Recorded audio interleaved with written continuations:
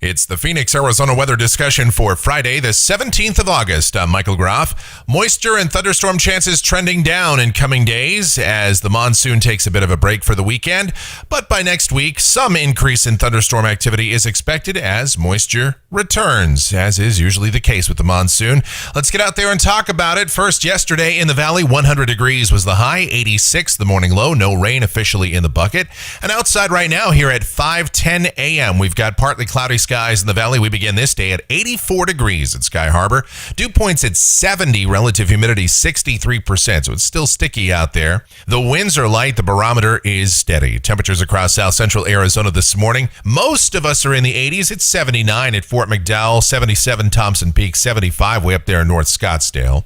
Water vapor satellite view, high pressure, still the dominant weather feature, although we do see a trough moving into the Pacific Northwest. That has helped to suppress our ridge a bit and will eventually turn the flow more westerly later today. The watch warning map, still red flag warnings across much of the Pacific Northwest. Wildfires continue to burn there, as well as the valleys of California and into much of western and central Canada. Severe weather outlook for today, a slight risk of severe storms parts of the Northeast with a broad marginal risk over the northwestern states and from the eastern Rockies through the southern plains, the Tennessee, Ohio River valleys, all the way up into New England. Rainfall for the next 7 days here across the Southwest coming from the WPC amounts around or just under a tenth of an inch here in the valley. Heavier totals in eastern, southeastern Arizona. And let's get into the details of our weather now as we check the models and see where all that's headed. Here we go to the GFS, the 06Z run, valid at 5 o'clock this afternoon. This is the upper look at about 18,000 feet in the atmosphere. An upper ridge over the Big Bend of Texas, merging with a ridge out over the eastern Pacific, a broad west and southwesterly flow at all levels of the atmosphere later today. And so that's going to start to dry us out. Down to the surface, partly sunny, warm, muggy this morning, and then slightly lower humidity by this afternoon. Highs today, 103 to 106, and a slight chance that we could see a shower or storm sneak in here this afternoon. But boy, that chance is really low. Looking at the high-resolution rapid refresh, the HRRR model this afternoon at 5 o'clock, yeah, it's got some isolated showers and storms over La Paz, Yavapai, northwest Maricopa, maybe trying to sneak into the valley at that point. But storm motion will generally be west to east and not favorable for advecting storms off of the mountains into the deserts. So we could get a pop-up storm, but it would be very isolated if it happens. Tonight, partly cloudy, lows mostly in the upper 70s to mid-80s, and then tomorrow, mostly sunny and drier, an isolated shower or storm over eastern and southeast Arizona, but here in the valley, no chance of that. Highs 104 to 107. Sunday, sunny, a bit warmer, highs 106 to 109. Would not be surprised to see an isolated 110 out over the warmest desert locations.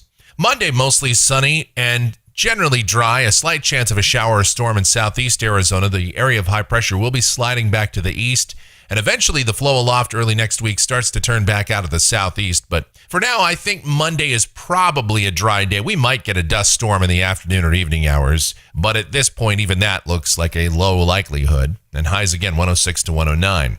Tuesday could be a pretty interesting day. The players on the board right now, high pressure to the east and a broad southeasterly flow aloft, so moisture coming back in.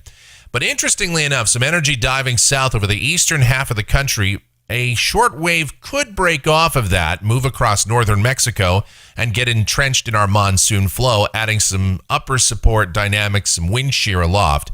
If that happens, the potential of widespread thunderstorm activity may come into play Tuesday afternoon and Tuesday night over the region.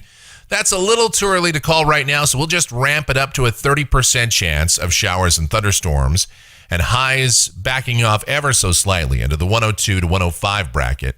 Wednesday, the forecast confidence starts to go down here, but we'll still call for at least a low-grade monsoon. Highs somewhere between 103 and 106.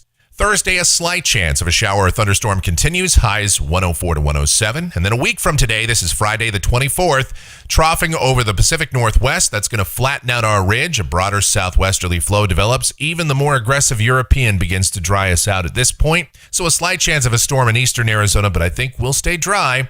Highs 103 to 106.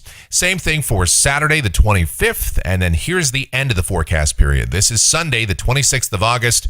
Still the ridge pretty flat. An isolated storm in eastern Arizona will continue, but here in the valley, looks like that dry weather holds on. Let's check the temperatures through the period coming off of the GFS Ensemble. It's got us all the way up at 111 on Sunday. That's not completely out of the realm of possibility. And then after that, temps trending down toward normal to round out the month as we head towards September. Hard to believe we're already there. And that's going to do it for the Phoenix, Arizona weather discussion for today. My next video back here on Monday morning. And if you like our videos, be sure to subscribe so that whenever we post a brand new one, you'll get the notifications.